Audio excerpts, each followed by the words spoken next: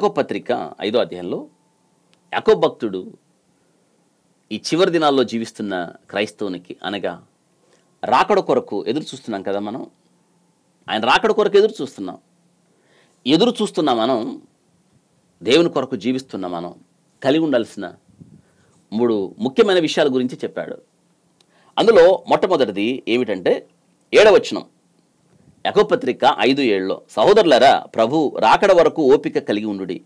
చూడుడి, వ్యవసాయకుడు తొలకరి వర్షము కడవరి వర్షము సమకూడు వరకు విలువైన భూఫలము నిమిత్తం ఓపికతో కాచుకొనుచు దాని కొరకు కనిపెట్టుకున్న కదా. వ్యవసాయదారుడి గురించి చెప్తూ వ్యవసాయదారుడుకున్న ఓపిక మీకుండాలి అని అంటున్నాడు. వ్యవసాయదారుని గురించి చెప్పాడు, ఓపిక కలిగి ఉండుడి.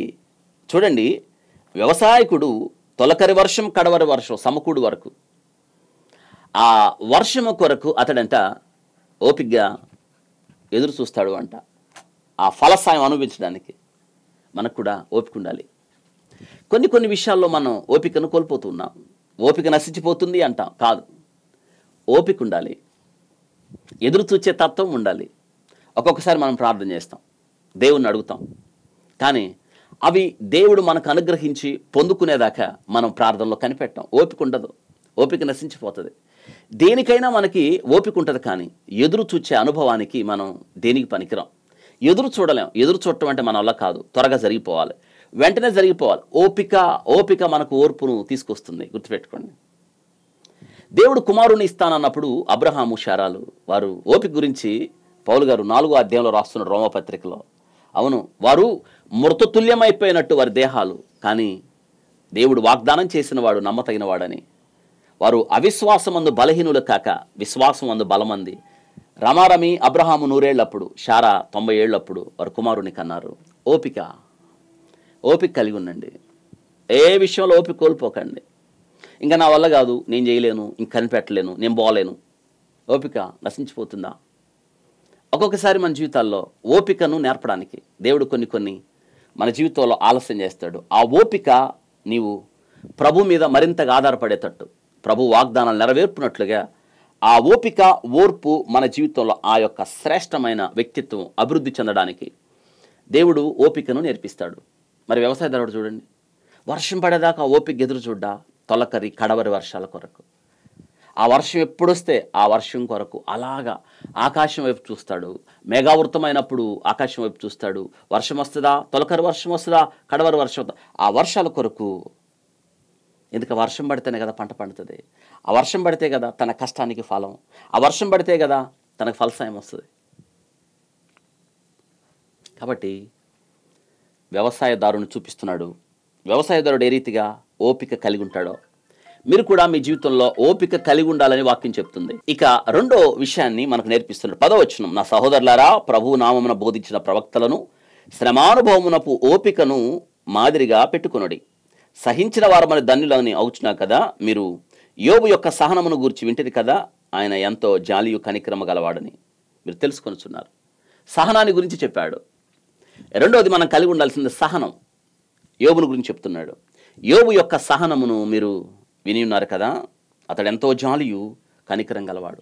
యోబు చూడండి, ఊజు దేశంలో తూర్పు దేశాల్లో గొప్పవాడు, కానీ అన్ని కోల్పోయాడు.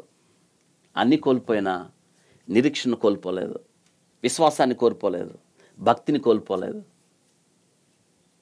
10 మంది బిడ్డలు కోల్పోయినా దేవుని యందు అతనికున్న విశ్వాసం. యెహోవా ఇచ్చెను, యెహోవా తీసుకొనెను, ఆయన నామమునకు స్తుతి కలుగునుగాక. నోటి మాట ద్వారా కూడా యోబు దేవుడు అన్యాయము చేశానని చెప్పలేదు. దీన్ని ఏమంటారంటే సహనం. ఇంత సహనమా? అవును, సహనం. మనకు సహనం ఉండాలి. కష్టాల్లో, బాధల్లో, నిందల్లో, అవమానాల్లో సహనం.